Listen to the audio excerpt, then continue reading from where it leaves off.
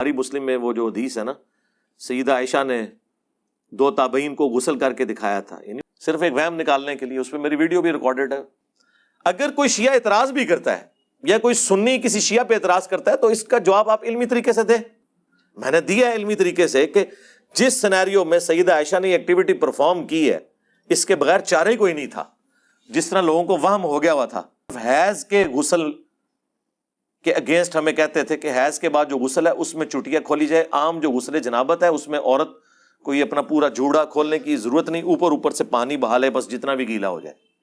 اور وہاں پہ 2 تابعین آتے ہیں، ام المومنین سے کہتے ہیں، ایک تو کہتا ہے میرے تو بال اتنے گھنے ہیں، انہوں نے کہا اللہ کے نبی کے بال تم سے بھی زیادہ گھنے تھے، اور 13 لیٹر ٹوٹل پانی ہوتا تھا برتن میں، جس سے میں اور رسول اللہ دونوں غسل کر لیتے تھے۔ پہلے نبی علیہ السلام غسل کرتے تھے، ان کے بچے ہوئے پانی سے میں غسل کر لیتی تھی 13 لیٹر سے، یعنی 6.5 لیٹر۔ اس نے کہا یہ تو ممکن ہی نہیں ہے، تو اما عائشہ نے پھر ایک برتن میں 6 لیٹر کے قریب پانی لیا۔ اس وقت گھروں میں اٹیچ باتھ روم اسی طرح ہوتے تھے کہ کپڑے کے ذریعے ڈویژن ہوئی ہوتی تھی، اس میں یہ نہیں ہوتا تھا کہ دوسری طرف جو نہا رہا ہے وہ نظر آئے گا۔ اما عائشہ نے اس کا وہم نکالنے کے لیے اس کے سامنے وہ بالٹی لے کر گئیں، غسل کیا اور باہر آئے کے بتایا کہ دیکھو یہ میں نے اس پانی کے ساتھ غسل کر لیا، تب جا کے اس کا وہم نکلا۔ اب اس میں گستاخی کہاں سے ہو گئی؟ ایک استاد اپنے شاگرد کو سمجھانے کے لیے، اس کا وہم نکالنے کے لیے اگر یہ کام کرتا ہے کہ دیکھو اس بالٹی کے ساتھ میں نے غسل کر لیا، اس میں کون سی گستاخی ہوگی؟ کے متعلق یہ باتیں کر رہی ہے یہ عورت۔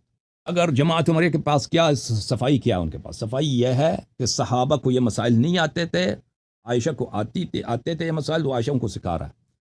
تو پہلی بات ہے کہ صحابہ نے نبی کریم صلی اللہ علیہ وسلم سے کیوں نہیں سیکھا اتنے سال؟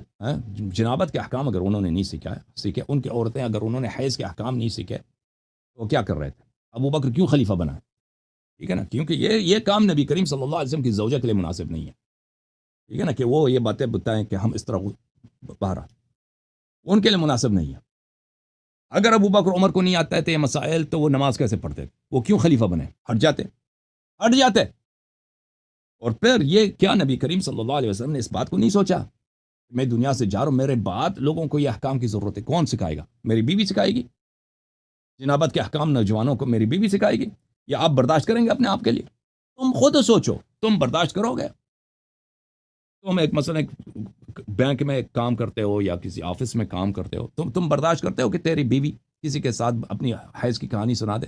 تم برداشت کرو گے؟ نبی کریم صلی اللہ علیہ وسلم کیا اس پہ راضی ہیں؟ اللہ اس پہ راضی ہے؟ نبی کریم صلی اللہ علیہ وسلم نے سوچا تھا، تہیہ کیا تھا کہ ان کے بعد لوگوں کے ہادی کون ہوں؟ انہوں نے کہا کیا فرمایا؟ انا مدینۃ العلم، لوگوں میں علم کا شہر ہوں، وعلی بابها، اس علم کا ٹیچر، اس علم کا خزانہ